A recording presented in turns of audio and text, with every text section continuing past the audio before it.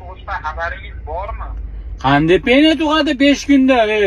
Ha, olayotganimda aka behijolat, penya menasi yo'q deb iltimos qilardinglar-ku. Men pulim yo'q desam, to'lamay qolishim mumkin desam, aka hijolat olmang, biz o'zimiz to'lashga yordam beraveramiz dedinglar-ku.